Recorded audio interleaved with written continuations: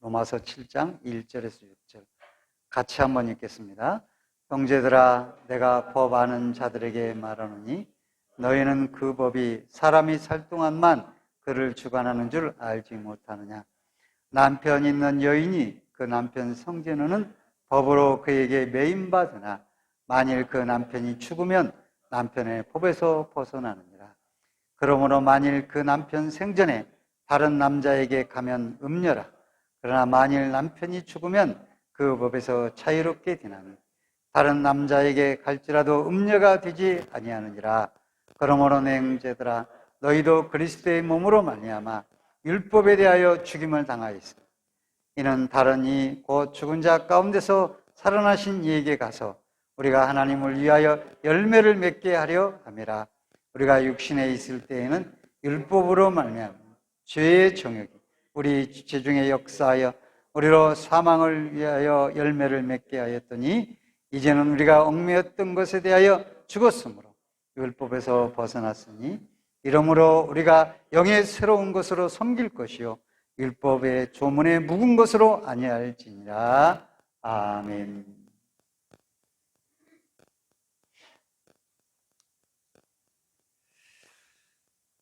로마서는 오늘 제목이 율법과 은혜라는 제목입니다. 큰 가정이라는 테두리 안에서 가정 안에서 어떻게 율법과 은혜가 작용을 해야만 하는지 말씀을 드리고자 하는 것이죠. 율법과 은혜 하면은 우리는 딱딱하고 그저 신앙생활 안에서 교회 안에서 율법과 은혜의 부분만 적용을 하려고 하는 경향이 있는데 이 율법과 은혜는 모든 가정 속에서 그리고 내 삶 속에서 다 적용이 돼야 됩니다. 근데 이 로마서는 종교개혁의 영향을 받아서 개신교에서 남다른 위치를 이신득이 믿음으로 얻게 된다라는 주장을 하는 것이 강력한 주장을 하는 것이 로마서이기 때문에 이 개신교에서 아주 개신교의 뿌리라고 그렇게 볼 수가 있고 루터는 로마서를 신학이 주요한 부분이며 가장 순수한 복음이다 그렇게 말을 했습니다. 그래서 가톨릭에 대한 행위를 통한 구원을 주장하는 가톨릭에 대한 반박의 말씀이 핵심이 로마서에 있는 것이죠. 바울은 이 로마서를 쓰게 됐는데 왜 쓰게 됐냐? 전도하러 다니면 가서 교회를 세우고 하는데 주변에 소식이 들려요. 로마 교회는 누가 가서 로마에 가서 교회를 세운 게 아니에요. 로마 사람들이 유대인들이 예루살렘을 방문해요. 그러면 거기서 복음을 듣는 거예요. 그리고 내가 유대교인들이 예수 믿을 것 같지 않은데 예수를 영접하고 다시 로마로 돌아가는 거예요. 그래서 가서 자기들끼리 모여서 교회가 생긴 거예요. 그런데 이 로마 교회들이 잘 되고 있다는 소식이 들려야 되는데 잘 되긴 되는데 문제가 있다는 거예요. 무슨 문제냐? 교회가 조금 이제 커지니까 이런저런 주장하는 사람들, 지식의 한계가 있잖아요. 왜? 늘 가르침을 받지 못하고 늘 말씀을 듣지 못하고 그러니까 모여서 예배는 드리는데 지식이 짧아. 그래서 복음만으로 어떻게 구원을 얻냐? 율법을 지켜야지. 그러니까 율법을 지켜야 구원을 얻지라는 주장을 하는 무리들이 생겨나기 시작했어요. 그래서 내가 로마로 가긴 가는데 자꾸 다른 일로 못 가게 돼. 나중에는 어떻게 갑니까? 죄수가 되어서 로마에 가서 호송받아가지고 그것도 가가지고 지킴을 받아가지고 가서 가택연금을 통해서 사람들이 오고 드나드나하면서 시정해주고 그 로마 교회를 말씀으로 새롭게 하는 것을 보게 되는 것이죠. 그 전에 그럼 어떻게 편지를 쓴 겁니다. 로마서에 이 편지를 써서 절대 아니다. 이 복음을 흔들지 마라. 이 뿌리는 뭐냐? 복음이고 그것이 핵심이고 전부다. 이렇게 이신득 믿음으로 구원 얻는 것이지 율법으로 구원 얻는 것이 아니다 라고 변증하려고 이 로마서를 기록을 하게 된 것입니다. 로마서 7장은 모든 성경 중에서 가장 해석이 어려운 부분이에요. 요한계시록처럼. 그건 뭐냐면 오라 나는 공관, 이 나가 누구냐, 그걸로 논쟁이 심해요. 그래서 결론이 각자 보수 개신교에서 또 복음주의 안에서도 다 결론이 다르기 때문에 그거에 대해서는 얘기하려고 한 게 아니라, 중요한 것은 율법이 있고 그리스도인들은 율법과 이제 결별한 자들이고, 그리고 은혜의 남편이신 그리스도와 결혼한 자들이 교회에 다니는 성도들이다 라고 하는 주장이 이 로마서에 있다라고 하는 것이에요. 그리고 7장에 있는 것이에요. 그래서 그러면 내가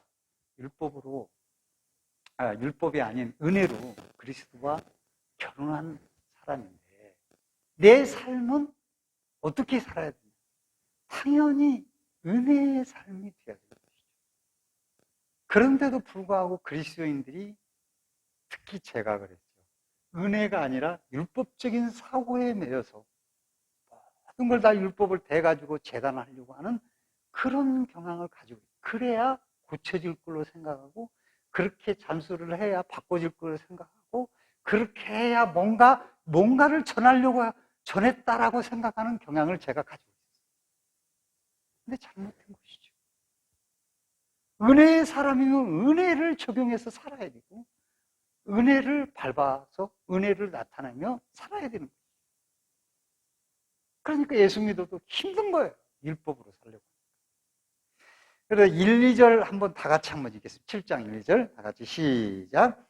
형제들아, 내가 법 아는 자들에게 말하노니 너희는 그 법이 사람이 살 동안만 그를 주관하는 줄 알지 못하느냐. 남편 있는 여인이 그 남편 생전에는 법으로 그에게 매인받으나 만일 그 남편이 죽으면 남편의 법에서 벗어났느니라. 아멘. 이 말은 무슨 말이에요? 이스라엘 백성들이 노예에서 해방된 뒤에 시내 산에서 율법을 받았습니다. 율법을 얼마나 오래 받았냐면 거의 9개월. 머문 기간은 1년 2개월인데 거의 9개월을 율법을 받는 기간만. 야, 뭐 한꺼번에 다 준 게 아니겠지. 그러니까 심지어 성막을 짓는데 실 하나가 무슨 색이고 어떻게 꼬아야 되고 몇 가닥으로 꼬아야 되고 다 말씀으로 그걸 주신 거예요. 그러니 우리가 생각할 때 야, 성전 지어 그러면 아무것도 지으면 되잖아요. 그게 아니에요. 그렇게 율법을 받으니까 얼마나 많이 걸리겠어요.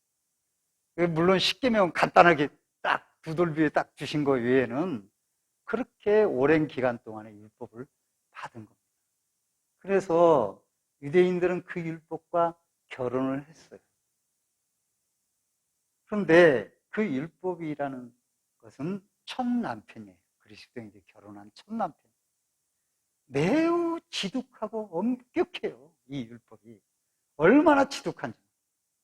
그의 요구가, 그의 첫 남편이 너무 독하기 때문에 연약한 아내, 그리스도인들은 다 그 요구를 들어줄 수가 없어요. 아무도 그 요구를 다 들어줄 수 없어요. 만약 아내가 한 가지라도 남편의 요구에 어기면 모든 그 아내는 허물 있는 아내로 여겨집니다. 아무리 잘한 거 잘해도 너는 허물이 있어! 이렇게 율법은 꾸짖는 거예요. 얼마나 무섭습니까? 그래서 너 허물 있어! 지적질을 당한 겁니다, 아내가. 그러면 내가 잘못했구나. 갈등과 번민과 너 그러다가 너 혼나! 처벌과 협박과 그렇게 율법 아래에 있는 아내는 길을 못 펴는 거예요. 힘이 없어. 그리고 이 율법의 첫 남편은 늘 지적질을 하는 겁니다. 너 이거 잘못했어. 너 이거 잘못했어. 너 이거 잘못했어. 정죄하는 거예요. 그렇게 해가지고 되겠냐? 너 그따위 식으로 해서 살겠냐? 지금 네 나이가 몇이냐? 뭐 이런 식으로 계속 지적질을 하는 겁니다. 그게 율법이 지배하는 가정. 이스라엘 백성들이 이렇게 율법의 지배 아래 있어요. 율법을 지킬 수가 없어요. 그러니까 아예 율법을 내버리려고 한 거예요. 야, 제사도 도망갔으면 좋겠다. 그러니까 억지로 제사를 진행. 하나님 받기 싫어했어요. 그럴 만도 해요, 사실은. 그게 쉬운 게. 그래서 율법 아래에 이 아내는 첫 남편 아래서 지독한 남편 아래 신음하고 고통스러워하고 힘들어하는 거죠. 행복이 없어요. 불행해. 이런 남편과 함께 여러분 살 수 있겠어요? 못 살죠. 그래서 3절 한번 읽어보세요. 3절. 다 같이 시작. 그러므로 만일 그 남편 성전에 다른 남자에게 가면 음녀라. 그러나 만일 남편이 죽으면 그 법에서 자유롭게 되는 다른 남자에게 갈지라도 음녀가 되지 아니하느니라. 그러니까 남편이 그렇게 엄격하고 독한데 다른 남자에게 갈 수가 없어. 왜? 법으로 음녀가 되기 때문에. 그러니까 못 가고 살아야 돼. 그런데 이 여자에게 필요한 거 뭡니까?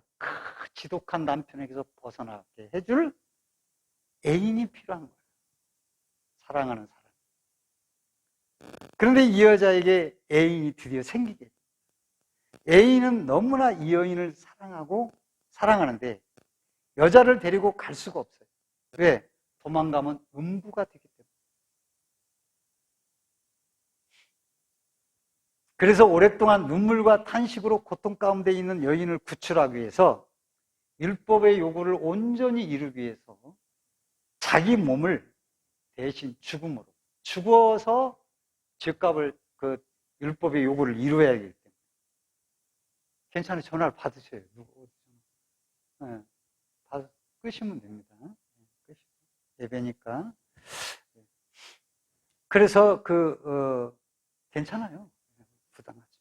그 율법을 요구하는 것은 죽음이기 때문에 A는 자기 생명을 바쳐서 율법의 남편으로부터 아내를 구원해낸 겁니다. 그게 누구냐? 그리스도시죠.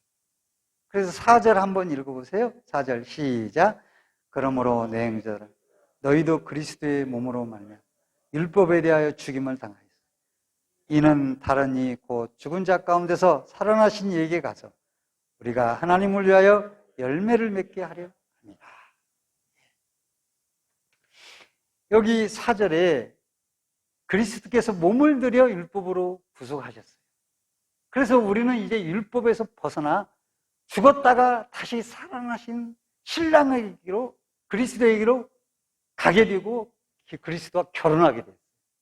이 그리스도는 지적질하고 협박하고 막 때리고 너 그따위 식으로 할 거야 막 이렇게 하고 조금만 틈이 있어도 잘못했어 이렇게 하는 분이 아니에요.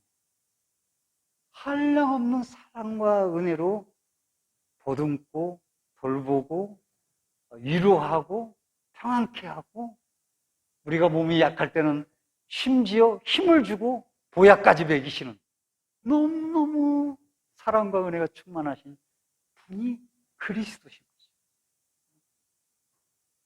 그분과 결혼한 것이 그리스도입니다. 우리는 과부가 아니라 우리가 바로 그리스도에게 시집을 간 것이에요. 새로운 남편을 우리가 맞이한 거죠.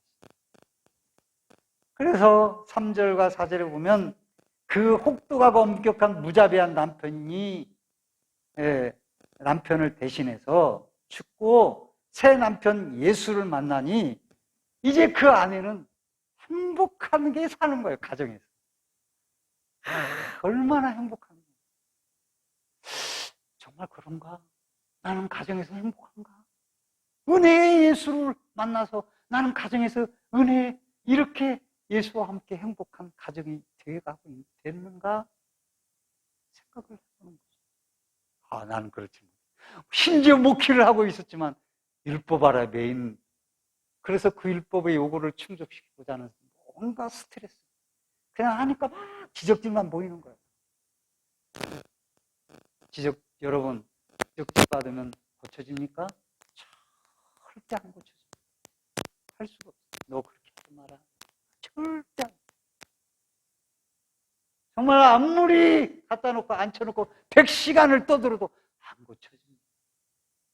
율법이 아무리 지적질하고 협박해도 이 아내는 그걸 다 지킬 수가 없어요. 그럴수록 허물만 더 드러나고 이 아내는 살 힘이 없는 거예요. 그런데 새 남편 예수를 만나고 이제 행복해요. 이것이 바로 그리스도인의 삶인 줄 믿으시기 바랍니다.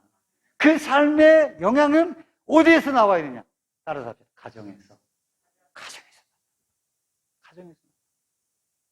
예수 믿는 내가 가정에서 그렇게 보여야 돼. 나타나야 돼. 행복이 겨워야 되는 거예요, 사실은.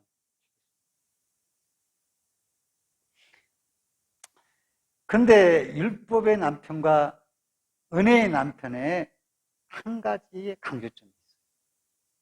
여러 가지가 있지만 율법의 남편에게는 열매가 없어요. 있더라도 사망의 열매가 있어요. 그렇게 지적질했는데도 열매가 없는 거예요. 맺히는 게 없는 거예요. 풍성함이 없는 거예요. 오히려 죽은 열매요, 사망의 열매요, 죽어가는 열매요, 병든 열매요, 먹을 수 없는 열매. 물론 여기서 1차적의 의미는 생명의 열매, 구원의 열매를 말하는 것이지만 주님은 생명의 열매, 영혼의 구원만 말하고 있지 않아요. 그래서 이 열매는 우리의 삶의 풍성한 열매를 말하는 거예요. 그렇게 은혜의 삶을 사는데 저절로 막 능력이 생기고 하나님의 은혜가 쏟아 부어지는데 어찌 열매가 삶 속에 없게 되냐. 맺게 된다 이거죠.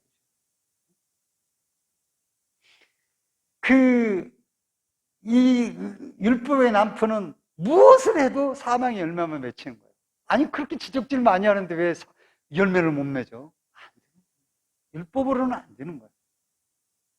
자기 수준의 요구대로 요구만 하고 연약한 아내를 도우기보다는 책망하고 죄의 짐을 지우고 잘못하면 허물이 있다고 손가락질하고 그렇게 하는데 더 병들고 낙담이 건강에 해롭지. 좋지 않아요. 그러나 은혜의 남편은 우리의 부족을 알고 친히 도우며 함께 해주고 힘을 주셔서 풍성한 부족한 것을 채워주고 연약함을 도와주고 책하지 아니하고 채워주시니까 그래서 율법 아닌 은혜의 가정 아래 모든 성도들의 삶은 아니 여기까지만 맺는 줄 알았더니 이게 막 뻗어나가기 시작해서 손자들, 손녀들까지 막 축복을 받기 시작하는 거예요. 그게 은혜의 열매들이에요. 그걸 지금 말씀하고 있는 것이죠. 여러분, 율법이 가정을 지배하게 되면 열매가 없습니다. 그러나 은혜가 내 가정이 율법이 아닌 은혜가 그 가정을 지배하게 한다면 삶 속에서 풍성한 열매를 맺게 됩니다. 할렐루야. 그래서 우리가 얼마나 삶에서 은혜의 삶을 살아야 됩니다. 교회만 왔다 갔다 되는 게 아니라 내 삶에서 정말 하나님 감사해요. 은혜에 주님 사랑해요. 너무너무 감사해요. 그렇게 감사해요. 집에 가서 상을 엎으면 그건 아니잖아요. 그 집에서도 너무 사랑스러워.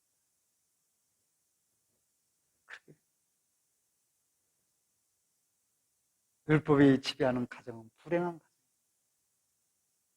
율법의 남편을 만나면 아무리 아내가 착해도 허물이 많이 있고 또 아무리 남편이 착해도 율법적인 아내를 만나면 남편이 허물이 보이게 되는 거죠. 그래서 율법의 남편 아래의 아내는 모든 허물이 다 드러나요. 율법의 남편 아래 살아가는 아내는 그 어떤 아내도 남편의 마음이 받을 수가 없어요. 그래서 불행한 겁니다. 행복할 수가 없습니다. 그 가정에 무슨 행복이 있겠습니까? 여러분, 저는 드라마를 잘 보지는 않습니다. TV를 안 틉니다. 근데 가끔 이제 누가 그래, 야, 이거 좀 보라고. 딸들이 얘기를 하죠. 아빠 이 드라마 봤어? 그럼 봐봐. 그러면은 제가 그게 있던데, 맨손으로 보는, 그 뭐예요? 유튜브가 아니라 뭐죠? 넷플릭스. 티빙도 있고, 뭐, 넷플릭스. 넷플릭스가 누가 하나 보면 세 집은 볼 수 있는 거, 두 집 더 볼 수 있는 것 같더라고요. 그래서, 야, 그럼 나도 좀 보게 해달라. 그래서 본 드라마가 나의 아저씨라는. 그 나의 아저씨는 많은 사람들이 해외에서까지 인생의 드라마. 근데 보니까 처음에 보는데 굉장히 우울하고 칙칙해. 저런 드라마. 근데 거기에서 점점 빛을 찾아가는 것이죠. 그 나의 드라마를 보고 인생 드라마다고 한 사람들이 많이 있었어요. 자, 해외에서까지. 근데 그 작가가 박혜영인가? 그 작가가 4년 동안 고심고심을 해서 만든 작품이 나의 해방일지라는 작품. 난 어디서 하는지는 모르겠어. 내가 어디서. SBS, 원한 잘 모르겠어. 근데 제가 좀 봤는데, 야, 잘 만들었다. 작가가 존경스러워. 저렇게 글을 쓸 수 있다라는 거. 작품을 만드는 참 존경스럽구나. 굉장히 위트가 있고. 그것도 분위기는 비슷해. 암울하기 시작하는 거예요. 칙칙하고. 근데 거기 그 4년 동안 칼을 갈았으니까 괜찮은 것 같아요. 사람들이, 어떤 사람, 아니, 난 저런 드라마 칙칙해. 이렇게 안 보는 사람도 있고 그러는데, 그런 분위기에서, 우울한 분위기 속에서 인생살이의 교훈과 위트를 표현해주고, 저런 문제들이 우리 사회 속에 있구나 라고 하는 것을 보여주면서 그걸 헤쳐나가고 드라마답게 끝으로 가면서 조금씩 뭐가 귀중하고 뭐가 소중하고 있었던 일 몰랐는데 없어지니까 그게 너무 귀중한 이런 것까지 이제 다 우리로 하여금 그래 지금 있을 때 우리가 고마워해야 되는구나 이런 것까지 느끼게 해주는 그런 괜찮은 드라마라고 생각해요. 근데 이제 그게 집안 분위기가 이렇게 있는데 매우 어둡고 우울해. 그리고 자녀들이 늘 불평불만이 많아. 강남으로 수원에서 강남까지 출퇴근하는데 그게 얼마나 불평인지 몰라. 화장실이 하나야. 그러니까 서로 또 그것도 불평해. 차도 없어. 대중교통 타거든. 얼마나 차 사가지고 부도내 해가지고 아버지가 차 못 사게. 그렇게. 그리고 직장에 가면 또 그렇게 불평이 많아서 그런지 직장에 가면 또 자기를 향해서 갈구는 사람들이 꼭 있어. 그게 참 영적으로 그게 보면서 내가 그래 그런 생각이 좀 들더라고요. 네, 어쨌든. 그런데 왜 그렇게? 그런데 그 이유를 보면은 밥상머리에서 전혀 좋은 얘기가 안 나와. 안 좋은 얘기만 나와. 그게 힘들지. 근데 먹는 밥은요, 반찬은 야, 그 아내가요, 어머니가 그렇게 잘해서 주는 거예요. 내가 볼 때는 야, 진수성찬이야. 먹는 거 잘 먹어. 그런데 고맙다, 잘 먹었다, 맛있네 이런 말이 한마디도 안 나와. 근데 어머니만 좀 어머니만 불평하는 그 자녀들 속에서 스트레스를 많이 받아. 그런 상태로 나오는데 아버지 얼굴이 햇빛에 그을려가 싱크대를 하고 시간 여유 있으면 농사를 짓고 하는데 웃음기가 얼굴이 웃지를 않는 거예요. 말도 없어요. 얼굴은 분노가 가득 찬 사람 같아요. 알고 보니까 자기 여동생인지 누가 보증서 가지고 이 집을 다 망하게 해가지고 겨우 싱크대에서 땅하고 집만 지켜서 살아서 그랬는지 몰라. 어떻든 웃지를 않고 말도 퉁명스럽고 몇 마디 하고 그냥 딱 끊죠. 말이 없어요. 그래서 집안 분위기가 삭막한 거예요. 왜 웃음이 없나 집에서. 그 원인이 그 아버지인 것 같아요. 그래서 그렇게 보는 거죠. 그런데 그 막내딸 연미정이가 손석구에게 그렇게 말합니다. 연미정이라고 했습니다. 그 드라마 이름인데 손석구라는 사람이 전철을 잘못 내려가지고 어디 가다 보니까 그 집에 온 거예요. 그래 거기서 싱크대를 2년 동안 이름도 몰라 식구들이 다 어디 사는지도 뭐 했다 온지도 몰라. 그런데 이 막내딸하고 연분이 조금씩 생기기 시작하더니 이 막내딸이 그런 거예요. 손석구한테 가서, 나이가 좀 많아 손석구. 당신, 네가 나를 추앙해 줄 수 있어? 넌 나를 추앙해 줘. 그럼 나는 참 추앙해 달라. 이거 말을 우리가 쓸 수가 없잖아요. 근데 그 작가는 그 말을 썼어요. 왜 추앙해 달라? 네가 나를 사랑해 줄 수 있어? 나는 부족한 게 채워지지 않았는데 너무 많아. 그러니까 나를 좀 사랑으로 채워줘. 이렇게 말을 하지 않고 추앙해 달라는. 그래서 추앙이 찾아보니까 리스펙트, 존경하다. 그 다음에 우러러보다. 그런 말이에요. 그래서 왜 작가는 의도가 있을 건데 저렇게 안 쓰는 단어를 추앙해 달라고 요구를 하는가 생각을 해요. 그래서 제 개인적인 생각인데 추앙이라고 하는 의미가 뭐냐면 이 막내 연미정이라는 사람이 여자가 생각할 때 여기도 사랑한다고 저기도 사랑한다고 서로 사랑한다고 하는데 또 회사에서도 연인끼리 사랑한다고 하는데 다 계획을 갖고 조건을 가지고 계산해서 그렇게 사랑을 하는 거예요. 네? 그런 사랑을 보고 아마 속으로 저게 무슨 사랑이야 그랬겠지. 추앙은 뭡니까? 무조건 우러러보는 거예요. 무조건 계산, 계획, 계산 때려서 네가 이렇게 하면 내가 이렇게 하지. 이런 게 없이 무조건 존경하는 거예요. 그걸 바란 거예요. 그런 사랑이 사람들이 없다라는 거예요. 그래서 나도 생각을 하면서 그런 걸 생각하면서 가정에서 내가 내 자녀를 추앙하고 자녀는 또 나는 아내를 그렇게 추앙하고 아내는 나를 그렇게 추앙해주고 서로 그렇게 추앙한다면 얼마나 좋을까. 심지어 가정 안에서도 네가 이렇게 하면 내가 너를 사랑해주고 너한테 잘 대해주고 하는 그런 분위기가 있잖아요. 그게 조건적 사랑에 익숙해져 있고 그렇게 계산하기 바쁜데 이렇게 추앙적인 모습을 갖고 살아가는 사람이 얼마나 있을까? 없다. 그래서 연매정이가 추앙을 요구했구나라고 저는 생각을 했습니다.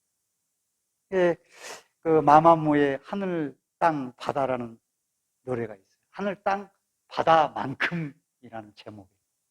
마마무 노래 한번, 그 노래 한번 들어요. 그건 뭡니까? 순수하게 하늘만큼 높고 땅만큼 높게 바다처럼 깊게 그렇게 마음을 넓혀서 사랑하자라고 하는 그런 제목이죠. 가사죠. 그게 바로 추앙적인 사랑은 아닌가 그렇게 생각을 해봅니다. 사실 우리는 모두 부족합니다. 이제 말씀을 맺습니다. 왜? 죄인이기 때문에 그렇습니다. 그러나 우리가 100번 고쳐주고도 마음에 맞는 아내나 남편 없습니다. 누구도 없어요. 있을 수가 없어요. 좋은 남편, 좋은 아내도 없어요. 왜? 죄인이며 부족함이 많은 아내와 남편이며 자녀들이기 때문에. 이런 부족함이 많은 아내와 남편들이 그대로 그 허물이 드러나는 것은 율법이 가정을 지배할 때. 그 허물이 막 드러나기 시작합니다. 그런데 희한하죠. 그 장점들도 다 허물이 되고 충분히 감사할 건데 감사를 안 하는. 다 이게 말이죠. 불행으로 다 씌워버려요. 그 집안이 전부 불행한. 결국은 불행의 열매를 맺게 돼요. 사망의 열매를 맺게 돼요. 이제 우리는 이렇게 어둡고 침침하고 우울한 율법의 남편이 지배하는 가정에서 벗어나서 은혜의 남편과 함께 은혜를 지배하는 가정 안에 들어가야 돼요. 그래서 예수 믿었어.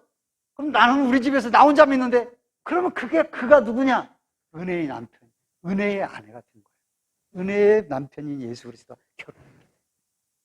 그러면 내가 은혜의 남편과 결혼해서 사는데 내가 은혜의 아내가 되고 은혜의 사람이 되었는데 왜 엄격하게 그렇게 얼굴에 미소 없이 그렇게 살 수 있는 은혜가 막 나를 통해서 반사되고 전파되고 막 내려가지고 에이 나 혼자 된다고 은혜의 남편이 될 수 있어? 은혜의 가정이 될 수 있어? 내가 은혜의 사람이 되면, 따라서 가정은 은혜의 사람이 저절로 된다.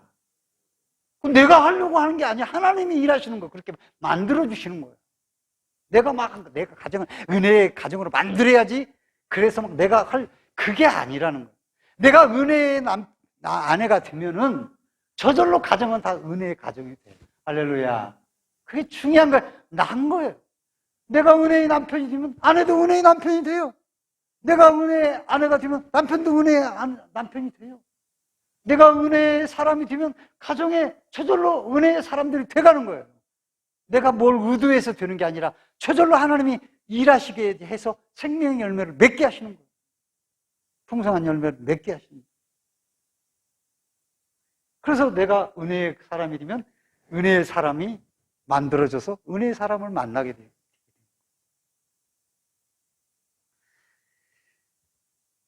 오늘 여러분, 율법과 은혜, 이 말씀은 가정에서는 너무너무 우리에게, 율법은 그리스도께서 다 이루셨어요. 우리의 삶은 은혜만이 넘쳐요. 은혜가 수서 이래서 풍성한 열매가 나오게 돼요. 오늘 이 말씀을 마지막 맺으면서 여러분, 가정에서 누구보다도 내가 먼저 은혜의 사람이 되셔서 충만하고 축복의 열매들을 풍성히 맺는 저와 여러분들이 되시고, 그래서 여러분 가정에 풍성한 은혜의 열매들이, 하나님이 주신 풍성한 열매들이 주렁주렁 맺히는 역사가 있기를 주의 이름으로 간절히 축원드립니다. 축원드립니다. 아멘.